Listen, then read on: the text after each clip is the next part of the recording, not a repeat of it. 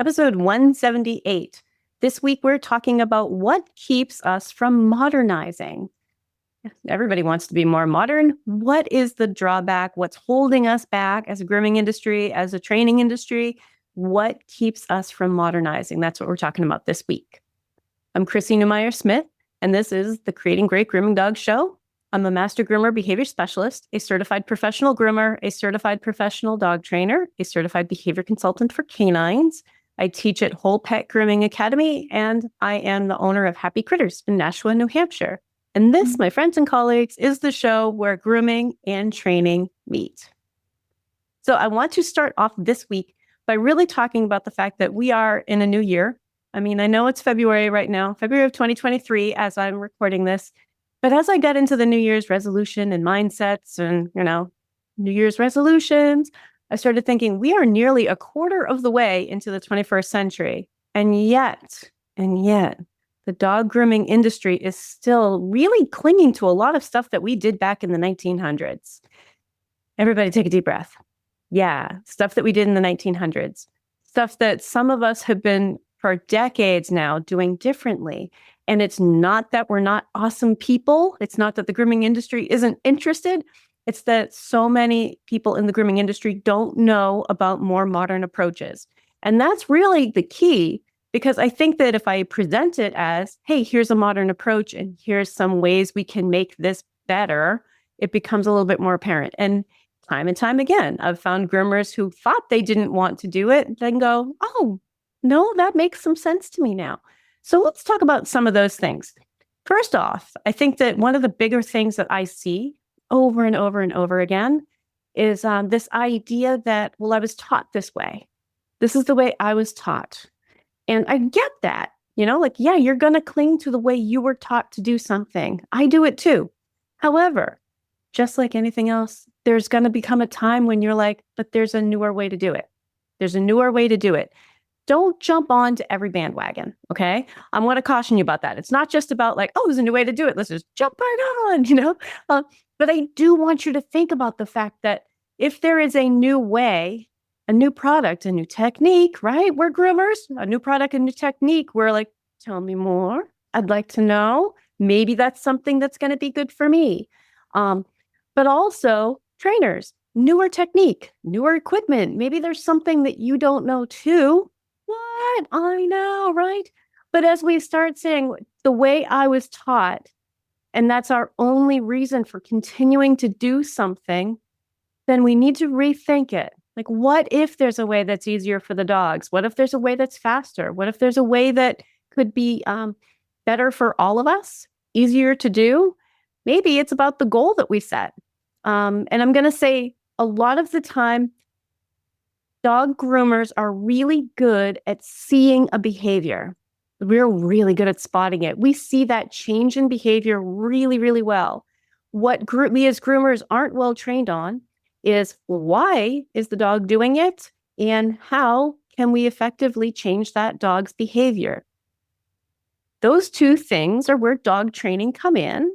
Now, dog trainers are really good at looking at the why and looking at how to change behavior, but they aren't necessarily really good at understanding what the dog needs to know. So that's where when I talk to trainers, I'm like, yeah, well, maybe you were taught that we should be teaching people to touch the dog's feet and massaging their feet. Now, I'm not going to downplay that. That can be the very beginning, but groomers, haven't we all seen dogs that are really having trouble and struggling with the grooming process, even though their owners massage their feet? Because it's not the solution. It's a small, tiny piece working toward a solution. So for trainers, if you're like, oh no, that's the way I was taught, you got to teach these owners that they've got to touch their dog all over and massage their feet and ta-da, we're done. That's not the case. We need to do more. So I know, groomers and trainers, we're all kind of going, well, wait a minute. Is she saying that we all need to learn more? Yeah, I am. So just because you were taught that way doesn't mean we need to cling to that. All right. And it doesn't mean that you are necessarily wrong. It means that as we learn and grow and modernize, we need to add to what we do. We need to add to it. We need to make sure that we're continuously learning to add to our knowledge base. Okay. Don't just jump on every bandwagon, because next thing you know, you're using products that are ineffective or a technique that doesn't work. But to really take a critical eye and say, is this something that's going to enhance my life, my profession, this dog's life? Is this something worthwhile for me? And all right, toot my own horn here. I think that the things that I present on this show are things that you're going to find will really help you, whether you're a trainer or a groomer or an owner or somebody else who works with the dogs. But just knowing a little bit more about the why and the how is going to really benefit us. Now, here's another thing that keeps us from modernizing, and something that I hear pretty often.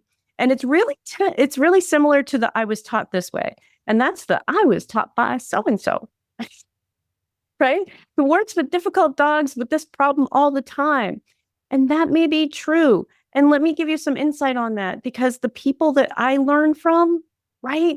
If I ask them in 5 years if they have changed, of course they have. Okay, so we also need to think about the people that taught us should also be modernizing. Okay, Chrissy from 2019 doesn't do the same things that Chrissy does in 2023. Okay, I look at my own past and say, I do it differently now. In 5 years, I will do it differently than I do today. So just because a particular person, a guru in our field, may have taught us this way, that doesn't mean that we should just like, boop, shut it down. We know everything there is to know now. Okay. And I think we do. I think we start thinking, well, I learned it this way and that's what I'm going to do. And I learned it from so-and-so. And you know what? Maybe at the time that was cutting edge, fantastic information, but don't stop there. There's always more to learn. So let's see. Let's tackle another one of these things that keeps us from modernizing. I was told the other way is wishy-washy.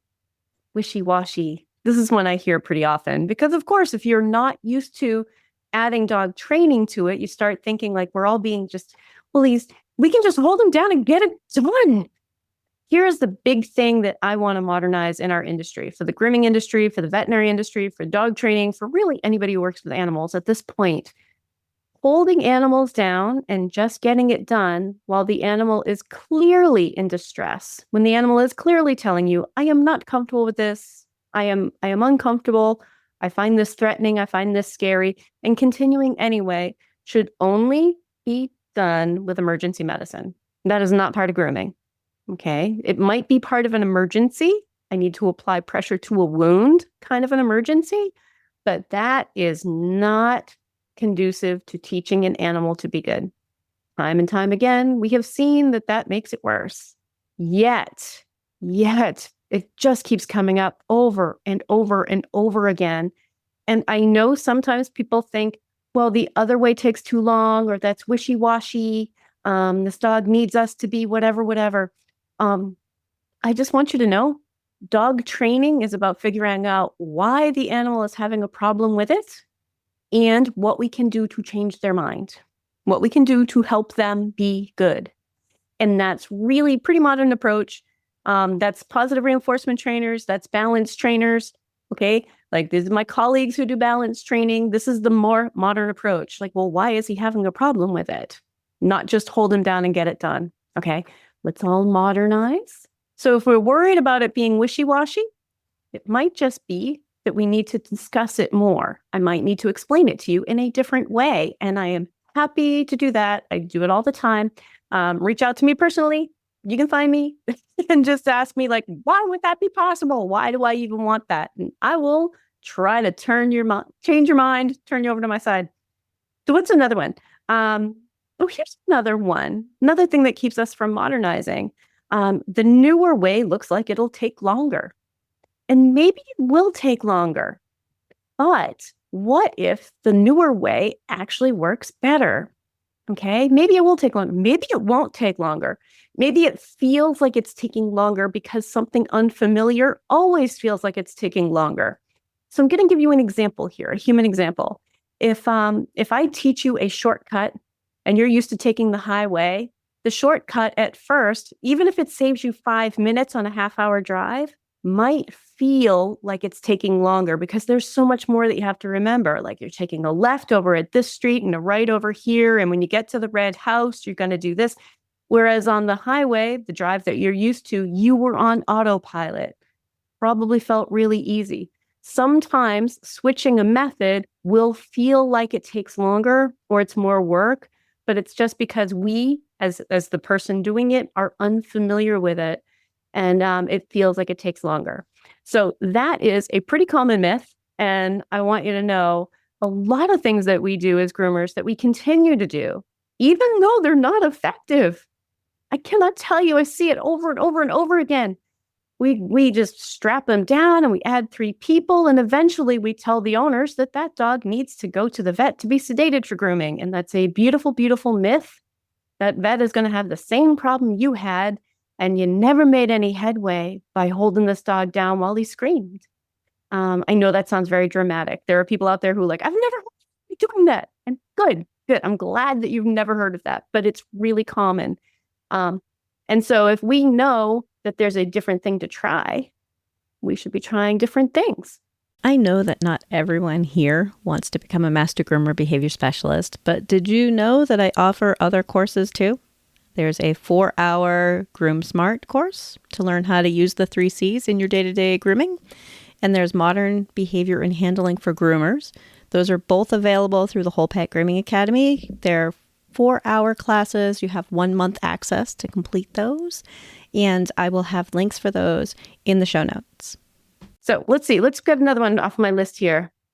Here's another one. And this one is another common one that I hear. But I'm being patient. I'm being patient. That's what this dog needs, is more patience. I got to say, I see this one a lot. A lot of answers that you'll find on Facebook are, you just have to be patient. Patience isn't the training program. Patience is something we should bring to our interactions with animals all the time. But that alone isn't going to fix it.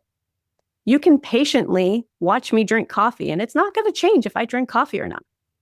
It's just simply not. I don't care. My drinking coffee has nothing to do with how patient you are. It's not going to have any bearing on this. And I will say, I do see it pretty often and I've been there. I've done this too. Gonna say, I've done it too. Groomers who are patiently and lovingly traumatizing dogs. That dog is screaming and we're just sitting there holding the foot going, it's okay, baby. It doesn't hurt you. It doesn't hurt you. That dog thinks it's going to die. That dog is panicking. Okay? That dog is saying, I'm not comfortable with this. And you just keep going, it's all right. You're okay. And you're patient and you're loving. And I love that. Believe me, that's great. But you are not changing that dog's behavior, and you're not making them feel more calm, comfortable, and cooperative. So sometimes the thing is that people are like, well, I'm already really, really patient. I mean, what more can you do? And that's when I say we can add dog training. Now, that doesn't mean that every groomer has to become a dog trainer. But I think that if you are a groomer who is not the slightest bit interested in learning dog training, you should have a trainer that you are willing to send people to. Like, here is someone for you to talk to, because your dog does need training. Dogs need training. Not a new idea.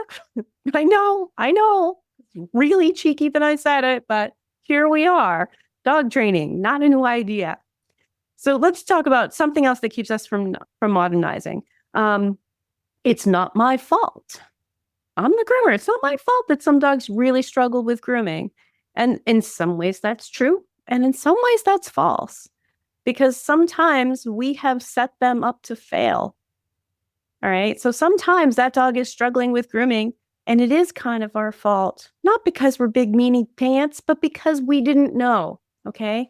I'm going to give you an example. I have a customer who got a puppy, and I talked to her, and I'm like, he's going to be too big for me, because I do house call and they have to fit in the kitchen sink. I'm not kneeling on the floor next to bathtubs anymore. I'm 51. I barely do that with my own dogs.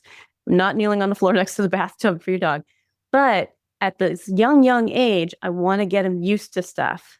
If I put that puppy, the day I met him and we were doing brushing and working on brushing and foot handling and stuff, if I had tried to do a full groom on that puppy, he would have had what he would have considered to be the worst day of his life. He wasn't ready for it. And most of our puppies are not yet.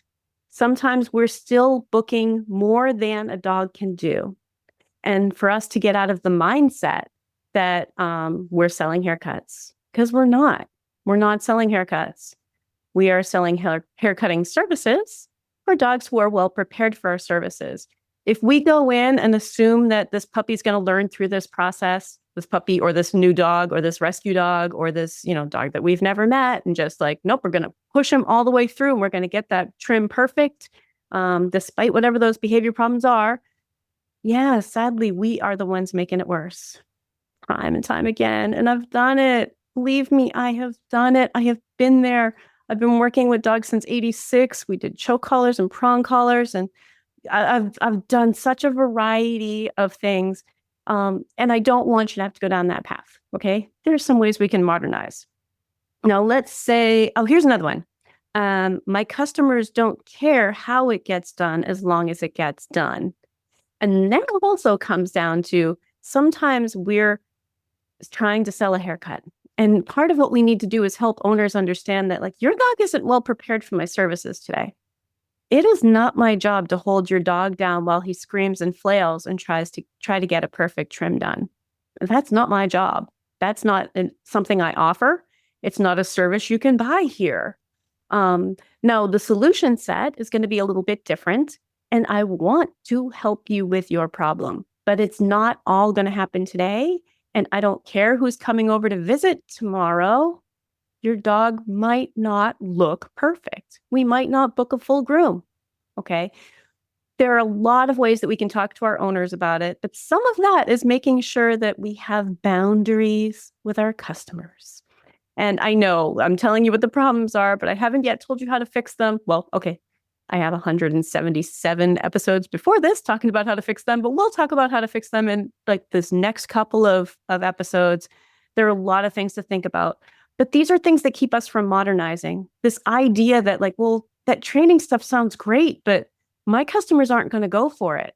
They want that trim beautiful, and I have to make that happen. And I'll tell you what, they don't understand why you can't do it if you never explain it to them. If you don't tell them that, behavior problems are when dogs get hurt, people get hurt, equipment gets broken, and customers get upset, that's really bad for business. I'm likely to hurt your dog if your dog is having a behavior problem. I cannot tell you how often owners have been like, why would it hurt him? Well, I'm using sharp objects on him. Why would you use sharp objects on him? Like, because that's what haircuts are. But if we don't explain that to people, make that part of our discussion with them, they don't know. You can work with that dog. That dog could be like flailing all over, biting you every groom for 8 years. The one time that dog gets hurt, that owner is going to trash your business. That owner's going to be furious. You're mean. You're terrible, because they don't understand. We need to head it off at the pass and explain to them that behavior problems are when dogs get hurt. And that's why we don't force trims on dogs that aren't learning to be good. We want our dogs to be calm, comfortable, and cooperative. And it's 2023, right? We're nearly a quarter of a way into this century, and we have lots and lots and lots of information on how to teach dogs to be good for grooming. Okay. Some of us have been doing it for decades. Others of us are brand new at teaching some of this stuff, but we have lots of information out there about how we can effectively teach dogs to be good for it. So let's see. What is another myth we want to talk about? Here's another one. I don't want to lose money. Here's the thing. If you are still in this mindset that I'm selling a haircut, and then you feel like, well, the haircut didn't get finished because, he was trying to bite at the clippers and I couldn't quite get his face done. And you're all apologetic with the owners, like, oh, I just couldn't get the face done, so I'm not going to charge you full price. That mindset is you're still trying to sell haircuts. I set it up with my owners that, hey, these are my rates. If your dog is having a hard time, I'm going to slow down. I'm going to help them be better for it. We're going to work toward progress for the rest of the groomings for the rest of their life. But it might not be perfect today, and I will charge you according to my time. Now, if I had to give up early, their cost might be less than a full groom. But the fact is that my time working with your dog is my expertise working with your dog, and it always has monetary value. I don't care what your dog looked like. If your dog's behavior problem is blocking me from doing the beautiful trim, that's important that we discuss it.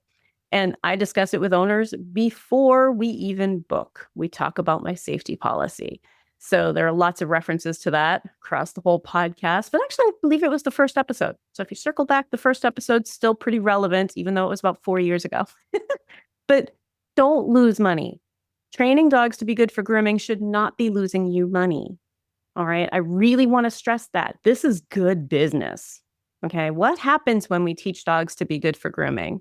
Now we have a dog who is a joy to groom. I know. Think about that. Oh, wait a minute. I don't have to fight with this dog its whole life. If I spend some time teaching him to be good for grooming, he's going to be good for grooming. And this dog's going to live to be 15. That's usually the time frame I give people. So also, while we talk about that, I want you to think right now it is February of 2023. That means that dogs born this year are going to be being groomed until 2038. 2038. Like, my God, that seems so far away. That's 15 years. If you are thinking about it right now, if we teach those dogs to be good now, we don't have to wrestle them and cause injuries and be injured by or worry about injuring them till 2038. So think about that. Okay. This is worth your time. So some of these myths hold us back from modernizing because we start thinking like, oh, I don't want to lose money. My customers will never go for it. What do your customers do when you tell them you can't do a beautiful trim on top of mats?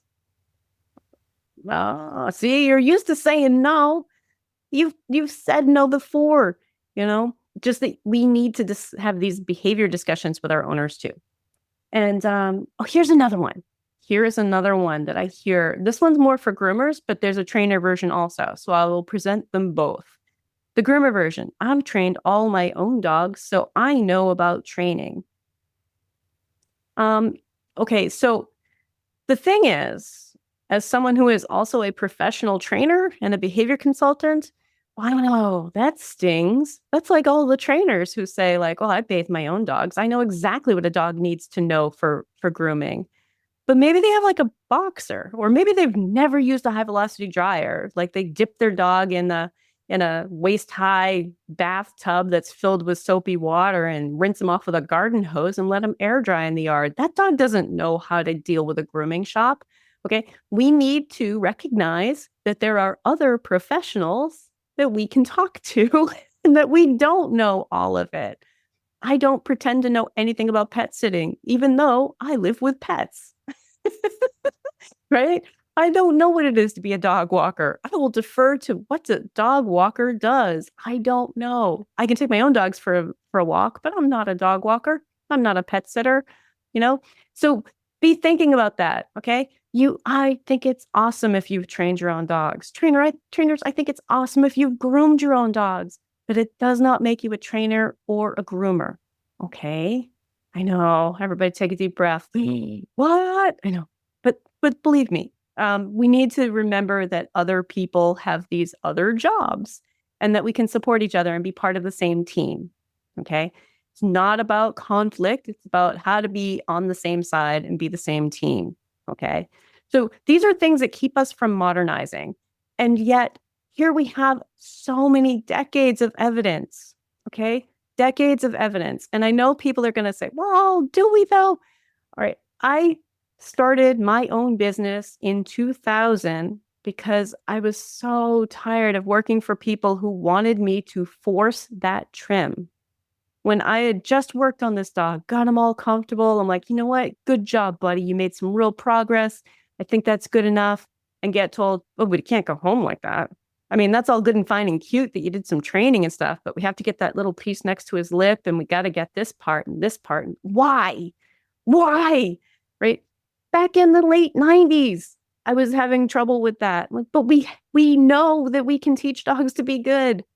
Okay. And to think that there are still groomers struggling with this. There are still trainers struggling with this. Dogs are still having these issues.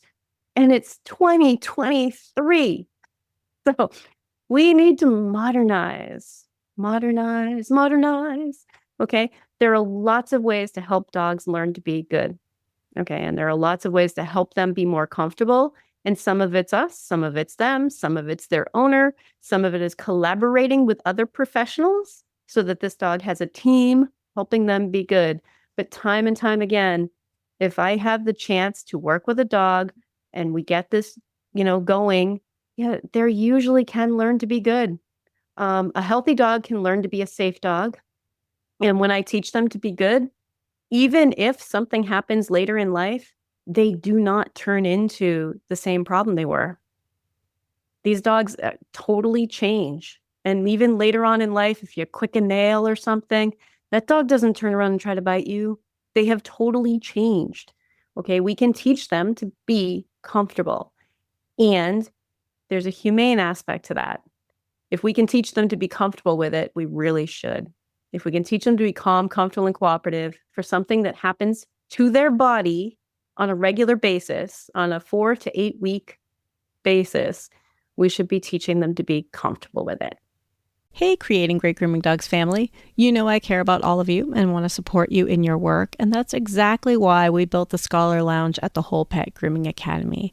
For $47 a month, roughly the cost of a gallon of decent shampoo, you'll receive live weekly coaching calls, resources, lessons, a community of like-minded groomers who want to raise the bar just like you. And if you're one of our students, it's included while you're in the classes.